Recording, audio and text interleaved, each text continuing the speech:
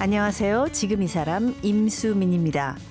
우리 말인데도 성적 올리기가 쉽지 않은 과목이 국어라고 하는데요. 책 읽기 습관만 잘 들이면 국어의 달인이 될 수 있다고 합니다. 풀꽃 시인 나태주 작가의 딸인 서울대 기초교육원 남인혜 교수는 아버지 덕에 어린 시절부터 책 속에 파묻혀 지내 독서력을 키울 수 있었고 국어학자가 됐다고 하는데요. 2년 전에는 아버지 나태주 시인과 서로의 마음을 담은 편지를 주고받으며 함께 책을 내기도 했습니다. 학생들에게 글쓰기를 가르치며 국어 공부의 즐거움을 알려주고 있는 서울대 기초교육원 남인혜 교수, 지금 만나봅니다.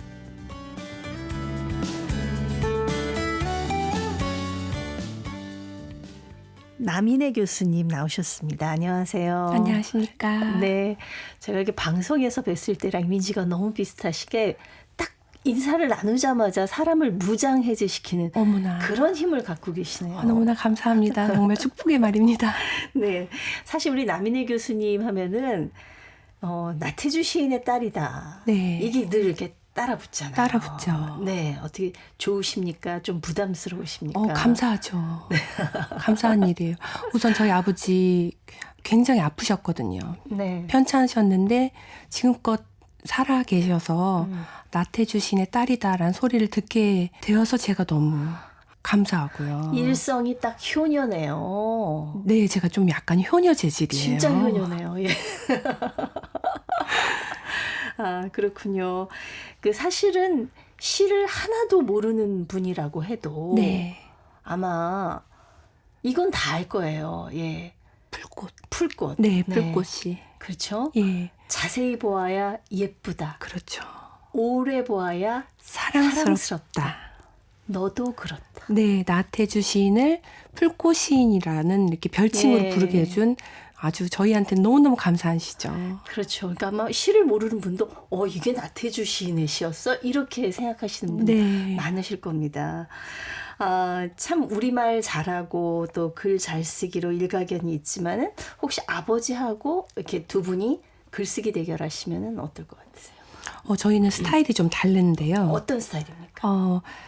저희 아버지는 조금 뭐랄까 편안하고 이렇게 다정한 글을 좀 쓰시는 분이고 저는 글을 쓸 때는 좀 제가 좀 더 먹물이 좀 들어서 조금 뭐라도 좀 아는 척을 하려고 하는 그런 글을 쓰는 편이고. 박사까지 하셨어요.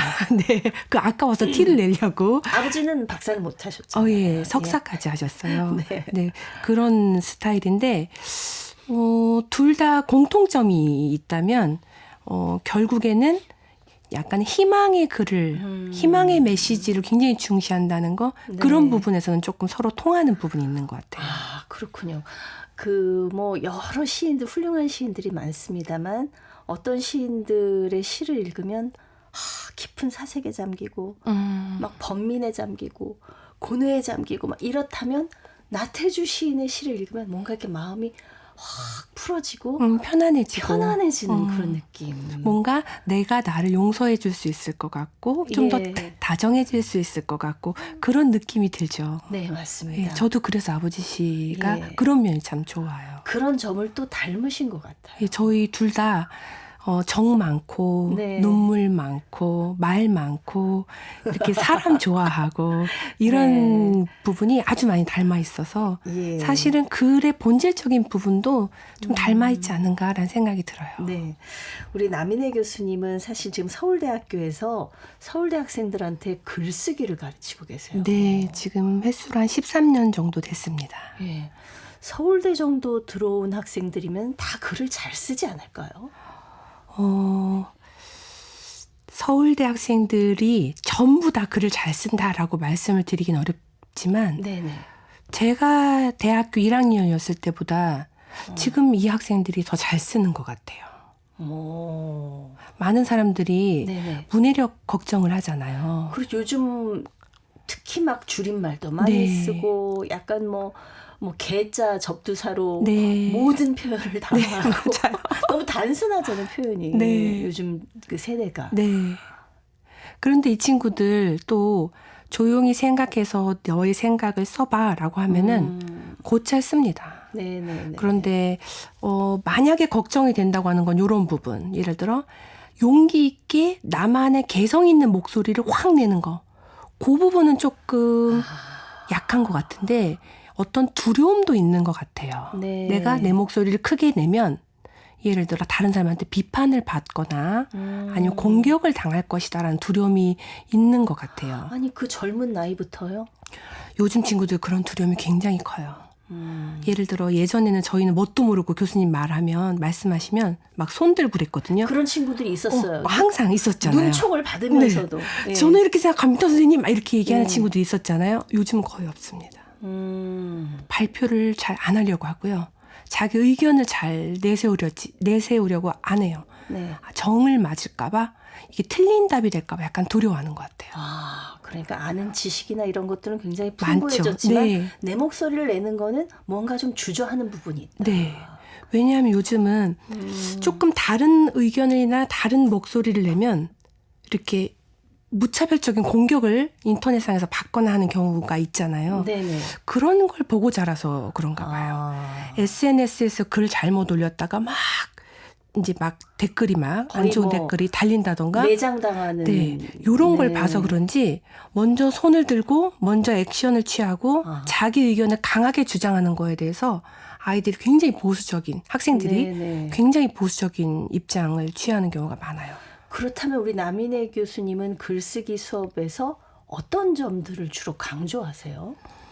우선 제일 중요한 건 너가 생각하는 거를 글로 써냈을 때 다른 사람이 알아들어야 돼라는 것이 정말 중요합니다. 네네. 그리고 두 번째는 남들하고 똑같은 어떤 천편일률적인 영혼이 없는 글쓰기가 아니라 네 생각을 진심으로 담아낸 글쓰기를 해봐라. 이거는 독려를 해줘야 돼요. 네. 대학에 와서 조금씩 시작을 합니다. 자기만의 생각과 목소리를 담은 글쓰기를. 이런 부분에서 학생들이 보람을 좀 느끼는 것 같아요. 아, 그렇군요. 정답 맞추는 글쓰기가 아니라 네. 내 생각은 이렇습니다라고 하고 자기 자신을 피력하는 글쓰기. 요거 사실 이게 대학에 와서 대학이 가르쳐줘야 될 굉장히 중요한 그런 네. 목표이기도 해요. 그렇군요. 저는 처음에 이제 글쓰기에 대해서 요즘 학생들의 글쓰기에 대해서 나 교수님한테 여쭤봤을 때는 요즘 많이 지적하는 젊은 세대의 문해력이라든가 어휘력이라든가 뭐 이런 게 좀 문제가 된다 이런 얘기를 하실 거라고 생각했는데 의외로 자기 생각을 얘기하는데 좀 주저함이 있다. 네. 그 얘기를 듣고는 젊은 세대는 그러면 안 되는데 틀려도 얘기해야 되는데 제가 갖고 있는 생각이 딱 그거예요. 예. 틀려도 씩씩하게 이 말은 지금 이 상황에서 저는 이렇게 생각합니다. 이게 있어야 되잖아요. 이게 네. 패기고 용기고 그리고 다음 세대가 가져야 될 어떤 미래 같은 거잖아요. 네. 근데 학생들이 이게 정답인가 아닌가를 고민해요. 네.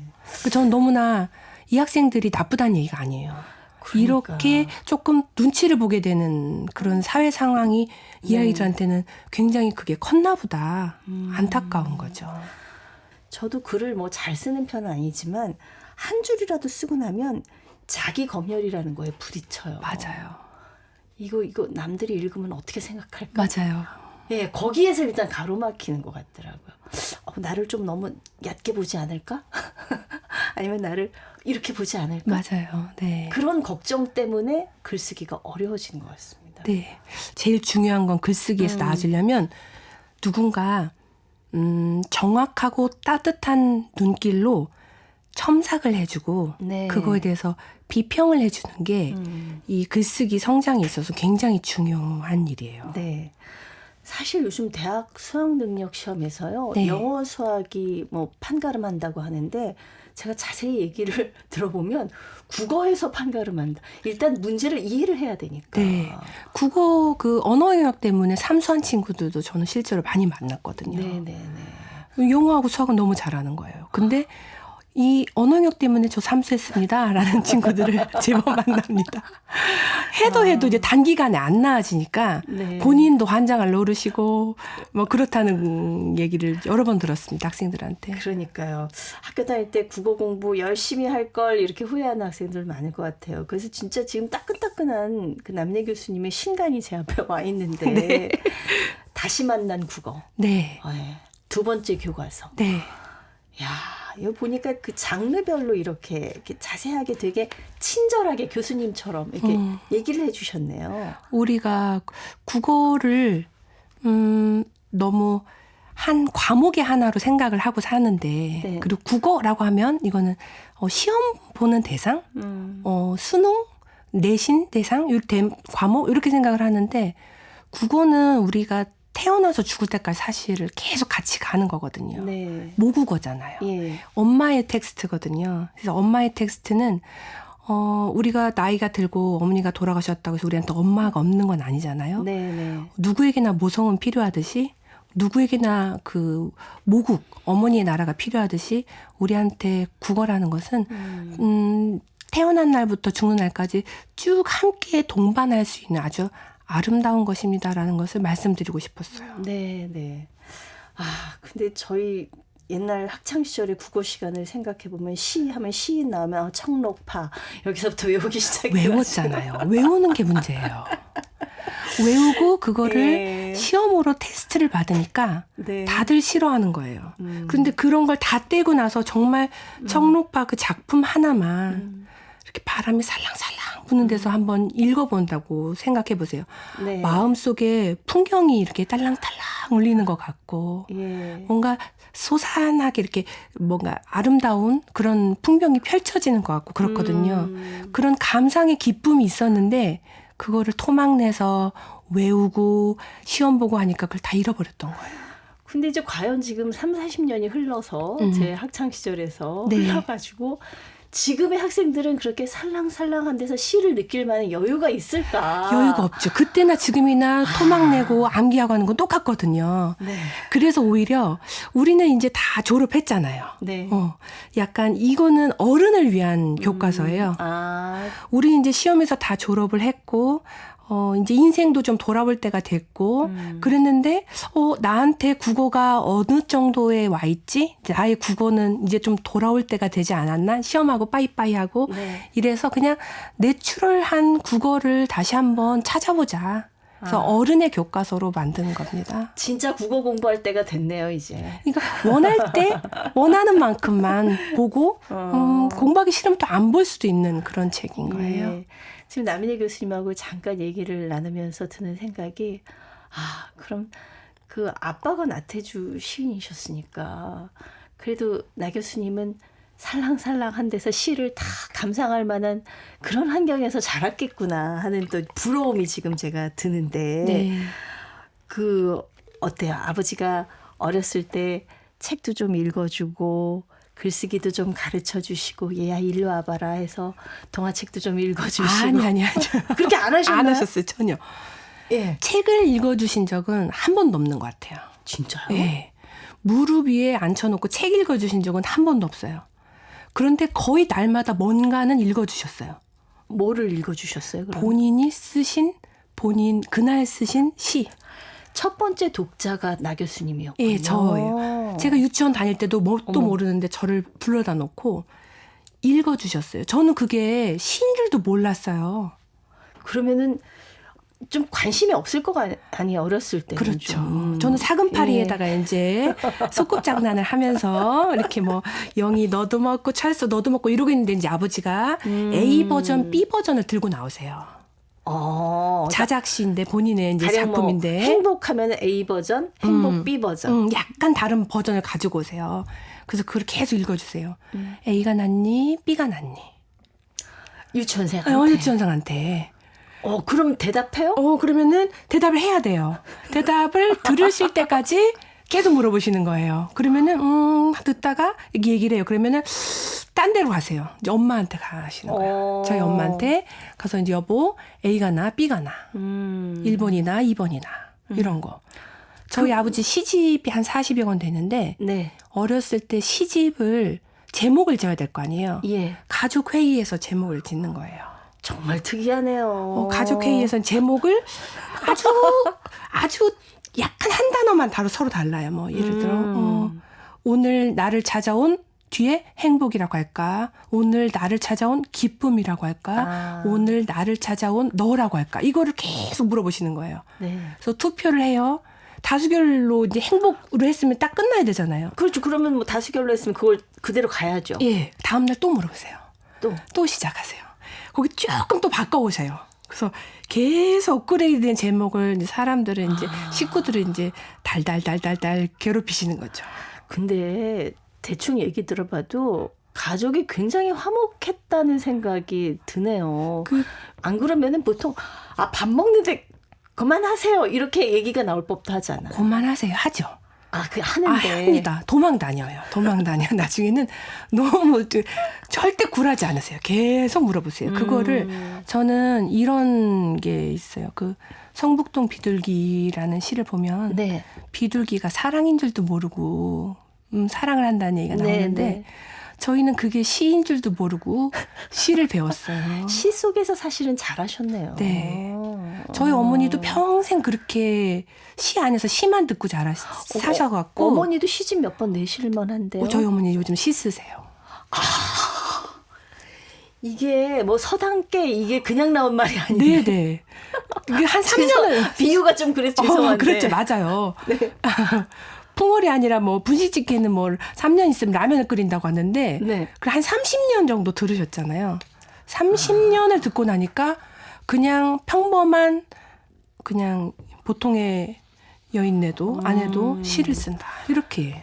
그 반열에 어느 정도는 오르셨다고 인정을 해드려야 될 것 같습니다. 네. 저한테 그래서 문자로 시를 써서 보내시는 저희 어머니를 보면서 저는 깜짝 놀라죠. 엄마 완전 시인이구나. 이렇게 엄마가 감탄하시는 이렇게 거예요. 시를 열심히 잘 쓰실 수가 이런 생각이 들어요. 그러니까 온 집안이 시인이라고 봐도 될 것 같습니다. 아니에요. 지금 아버지 한 분 시인이고 엄마 지금 아마추어 시인 지금 아장아장 발걸음 떼셨고 저는 시 안 써요. 안 쓰세요? 네, 안 씁니다. 저는 진짜 그것도 좀 특이했어요. 왜냐하면 그렇게 어렸을 때부터 시 분위기에서 자라고 대단하신 시인 아버님을 뒀는데 결국은 뭐 국문학을 전공을 하셨잖아요. 그러면 당연히 시인으로 가는 게 그 코스가 아닐까 싶었는데 평론으로. 네. 아버지는 창작, 저는 학술. 그렇죠. 예. 학술 쪽으로. 예. 혹시 아버지가 너무 그늘이 크니까 그만큼 못 갈 것 같으니까 살짝 이렇게 피해온 건 아닌가. 그리고 저희는 대놓고 얘기를 했어요. 미네가 시를 쓸 수 있을 것인가. 약간 이런 거죠. 내가 왕이 될 상인가. 막 이런 것처럼. 내가 시인이 될 상인가. 내가 시인이 될 상인가. 이거에 대해서 얘기를 했는데 저 스스로도 시가 매력적이긴 해요. 시인이 또 멋있잖아요. 그렇죠. 그런데 제가 어려서부터 조기 교육을 아주 강하게 받았거든요. 저희 어머니한테. 시를 쓰면 안 된다. 왜요? 저희 아버지가 시를 써서 너무 어머니가 배가 많이 고프셨기 때문에 네. 엄마가 시는 생활인이 아니다. 그래도 나태주 씨는 학교 선생님이셨잖아요. 그래도 생업을 안 하신 건 아니잖아요. 그렇죠. 근데 저희 아버지가 6남매 맞으셨거든요. 근데 아버지 예전에는 초등학교 선생님 봉급 월급을 어떻게 받으셨냐면 이렇게 노란색 봉투에다 이렇게 네. 현금으로 받아오시던 시절이었어요. 근데 그 월급 봉투 받으시는 날 저희 할머니 할아버지가 항상 집에 오셨어요. 그냥 다 같이 그 월급으로 형제들과 할머니 할아버지까지 다 같이 먹고 살아야 되는 그런 그 작은 월급을 또 이렇게 쪼개서 살아야 되는. 저는 너무 이해를 하는 게요. 예. 저희 돌아가신 아버지도 초등학교 선생님이셨는데요. 네. 8남매 장남이셨어요. 어떤 상황인지 너무 아실 것 같아요. 그래서 결국은 길게는 못 하셨어요. 교직에 계시는 거. 왜냐하면 너무 이게 박봉에다가 그러니까. 8남매 장남이시면 사실 그 네. 밑에 동생들 그렇죠. 학비돼야 되고요. 부모나 마찬가지잖아요. 뭐 월세금 같은 거 내야 되고 맞아요. 교복 사줘야 되고 예. 서울 간다고 하면 또 유학비 공감대가 돼야 되고 형성이 되네요. 그런 것들을 제가 너무 많이 봤어요. 네, 네, 그래서 네. 저는 그 쌀독 바닥 긁어본 적이 많아요. 저는 어떤 느낌인지 그 알아요. 정도로. 그 쌀도 걸어 다니고 그랬어요. 저는 저는 그게 너무너무 싫었거든요. 그런데 엄마가 시인은 반댈세 할만하네요. 네.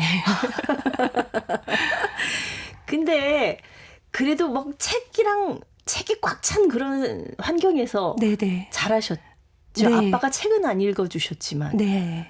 예전에 그 연배 아버지들은 이렇게 다정하게 책 읽어준다 그런 거는 네. 별로 없으셨고 이렇게 퇴근하고 돌아오시면 이제 잘 있었니 이렇게 머리 쓰다듬어 주시고 그런 건데 네. 저희 아버지는 이제 집안에 쌀은 없어도 책은 정말 넘치게 많았고 이 왜 쌀이 없는데 책을 사라는 질문에 대해서 그것은 굉장히 품위가 없는 질문이다. 이렇게 대답하실 정도로 굉장히 옛날 선비 같은 네, 분이셨어요. 네.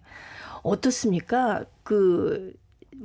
시인의 집에는 좀 문인들이 많이 왔다 갔다 하고 손님들이 사랑방에 많이 왔다 갔다 하고 그러셨는지 네. 막내가 좀 많으셨는지. 네, 많으셨어요.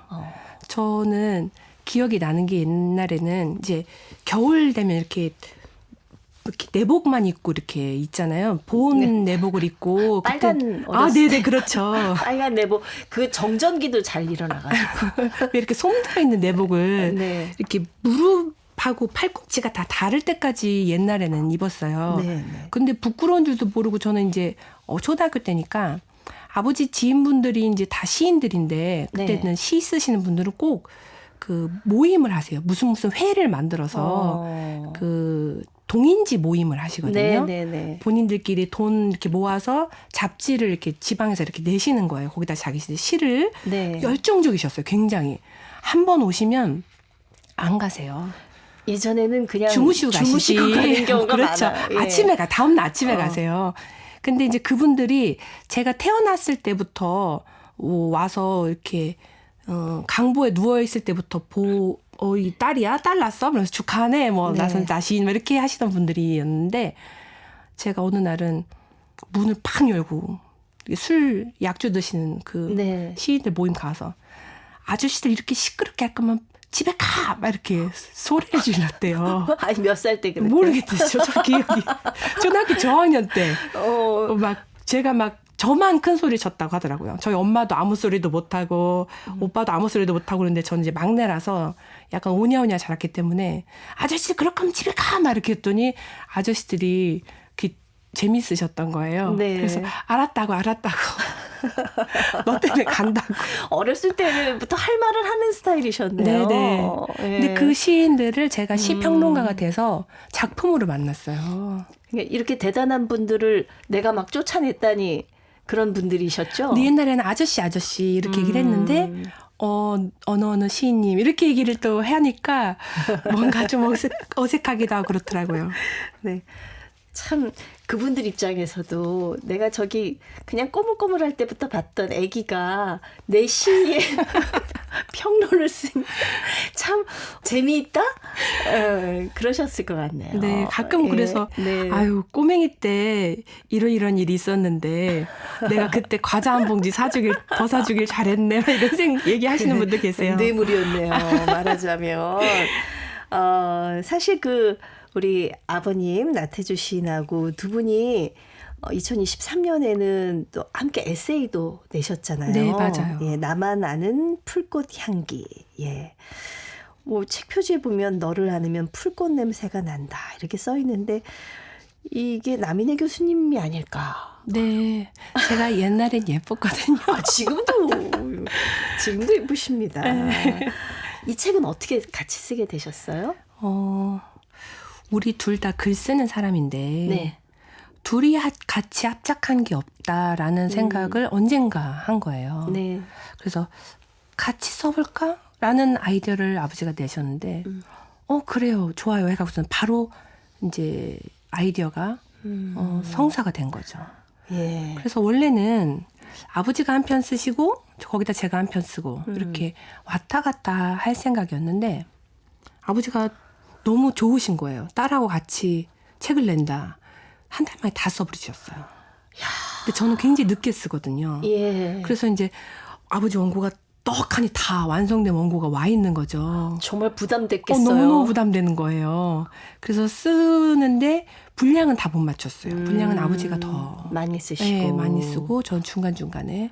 근데 이걸 쓰면서 너무 많이 울었어요. 왜요? 그냥 아버지 글을 읽고 나서 어느 글이 마음에 든다라고 하면 저는 거기에 멈춰서 뒤에 이렇게 화답하는 방식으로 제 글을 썼거든요. 근데 내가 몰랐던 어떤 아버지의 속내? 그때 우리 그랬지 이런 생각이 들면서 거기에 화답을 하는데 너무 그냥 눈물이 막 쏟아지더라고요. 사람들이 그렇잖아요. 말로는 못하는데 글로만 또 전할 수 있는 맞아요. 그 마음이 있잖아요. 맞아요. 그게 참 그래서 저는 글을 잘 쓰는 사람들이 가끔 부러운 것이 마음속에 생각이나 이런 건 많지만 그걸 이렇게 표현하지 못할 때가 굉장히 많은데 글로서는 이게 표현이 될 때가 있는데 제 글이 너무 모자라서 참 안타까울 때가 있더라고요. 근데 많은 사람들이 네. 글을 잘 못 쓸 것이다. 내 글은 좀 별로야. 그래서 아예 시작도 안 하시는 분들이 계실 수 있어요. 근데 네. 지금 굉장히 중요한 얘기 하셨거든요. 마음에만 품고 있는 거를 글로 쓰면 뭔가가 또 다른 세계가 펼쳐져요. 네네. 그래서 저는 잘 쓴다 못 쓴다라는 거를 우선 내려놓으시고 시작을 하셨으면 좋겠어요. 네. 뭐라도 조금씩 쓰셨으면 좋겠어요. 그래서 저희 지금 이 사람에 출연하신 많은 분들이 그런 얘기를 하셨어요. 어떤 삶에 있어서 굉장히 힘들었을 때 쓰기를 통해서 이거를 다 이렇게 마음속의 거를 내려놓고 평안을 찾고 그런 경우 그러니까 쓰기의 힘이 얼마나 대단한지 맞아요. 저도 여러분들한테 네, 얘기를 네. 들었는데 네. 한 줄 쓰고 나면 또 자기 검열에 부딪히는 거죠. 그래서 안 보여준다 생각하고 써야 돼요. 그래서 하고 싶은 말 다 해야 돼요. 막 안 좋은 소리도 나와요. 유치해도 괜찮아요. 그때 막 내가 얼마나 힘들었는지 알아? 이런 소리도 나오고요. 심한 말 써도 되나요? 그럼요. 이렇게 쓰다 보면 내 마음이 정확하게 보여요. 언어로 되어서 밖에 토해져 있으니까 뭔가 내 안에서 어떤 생명체가 태어난 거예요. 네네. 그래서 그 아이를 다시 읽어보면 내 감정이 저런 거였구나. 감정에 대한 메타인지. 그렇습니다. 이 글을 통해서 같이 책을 쓰면서 우리 남인혜 교수님과 아버지 나태주 시인은 원래도 친한 부녀 사이였지만 더 깊이 서로를 알게 되는 그런 계기가 되셨을 것 같아요. 못다한 얘기가 너무 많아서 하루 더 모시고 저희가 얘기를 나눴으면 합니다. 오늘은 인사를 드리고 네, 오늘 말씀 감사합니다. 네, 감사합니다. 네, 20년 동안 글쓰기를 가르치며 사고력과 문해력을 길러주고 있는 서울대 기초교육원의 남인혜 교수님이었습니다.